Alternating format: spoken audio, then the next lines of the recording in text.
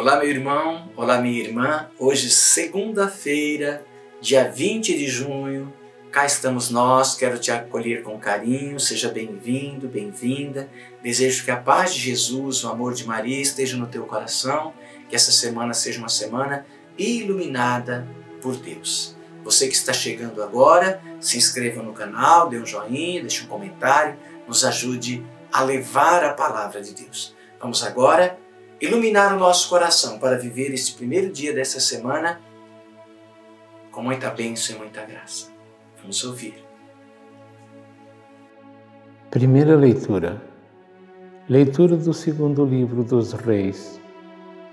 Naqueles dias, Salmanasar, rei da Assíria, invadiu todo o país e, chegando a Samaria, sitiou-a durante 3 anos. No 9º ano de Uzias, o rei da Assíria tomou Samaria e deportou os habitantes de Israel para a Síria, estabelecendo-os em Ala e nas margens do Abor, rio de Gozã, e nas cidades da Média. Isso aconteceu porque os filhos de Israel pecaram contra o Senhor seu Deus, que os tinha tirado do Egito, libertando-os da opressão do faraó, rei do Egito, porque tinham adorado outros deuses. Eles seguiram os costumes dos povos que o Senhor havia expulsado diante deles e as leis introduzidas pelos reis de Israel. O Senhor tinha advertido seriamente Israel e Judá por meio de todos os profetas e videntes, dizendo: Voltai dos vossos maus caminhos e observai meus mandamentos e preceitos, conforme todas as leis que prescrevi a vossos pais e que vos comuniquei por intermédio de meus servos, os profetas. Eles, porém, não prestaram ouvidos, mostrando-se tão obstinados como seus pais, que não tinham acreditado no Senhor, seu Deus. Desprezaram as leis e a aliança que tinha feito com seus pais e os testemunhos com que os havia garantido. O Senhor indignou-se profundamente contra os filhos de Israel e rejeitou-os para longe da sua face, restando apenas a tribo de Judá. Palavra do Senhor. Salmo. Vossa mão nos ajude, ouvi-nos, Senhor. Rejeitastes, ó Deus, vosso povo, e arrasastes as nossas fileiras. Vós estáveis irado, voltai-vos. Vossa mão nos ajude, ouvi-nos, Senhor. Abalastes, partistes a terra, reparai suas brechas, pois treme. Duramente provastes o povo, e um vinho atordoante nos destes. Vossa mão nos ajude, ouvi-nos, Senhor. Quem me leva à cidade segura, e a Edom, quem me vai conduzir? Se vós, Deus, rejeitais o vosso povo, e não mais conduzis nossas tropas? Vossa mão nos ajude, ouvi-nos, Senhor. Dai-nos, Deus, vosso auxílio na angústia. Nada vale o socorro dos homens, mas com Deus nós faremos proezas, e Ele vai esmagar o opressor. Vossa mão nos ajude, ouvi-nos, Senhor. Evangelho.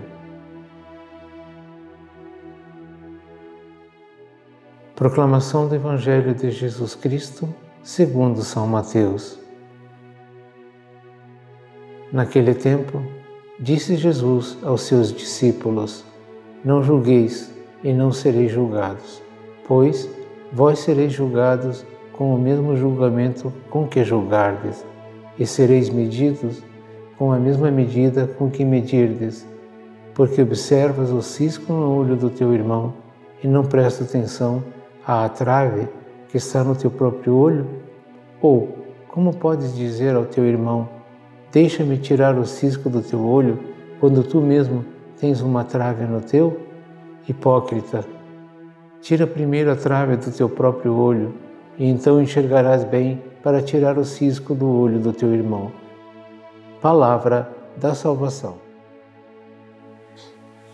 Muito bem, eu quero chamar a tua atenção para algumas coisas peculiares aqui dentro do texto que nós acabamos de ouvir, sobretudo do Santo Evangelho. Se nós vamos prestar bem atenção, se nós vamos aprofundar um pouquinho o conhecimento dos evangelistas, nós vamos ver que São Mateus faz questão de mostrar Jesus como aquela pessoa íntegra e que ele não tem medo de anunciar e de denunciar. É o caso do Evangelho de hoje. Jesus vai denunciar a hipocrisia existente até então, o legalismo, os fariseus, os mestres da lei, por causa do seu jeito de agir, mais do que de ser. Por quê? Porque eles agem com uma medida diferente e falam uma coisa e faz outra. Então, Jesus está a pôr pingos em is, a gente poderia dizer. E nesses pingos em is, ele procura apresentar a justiça do reino.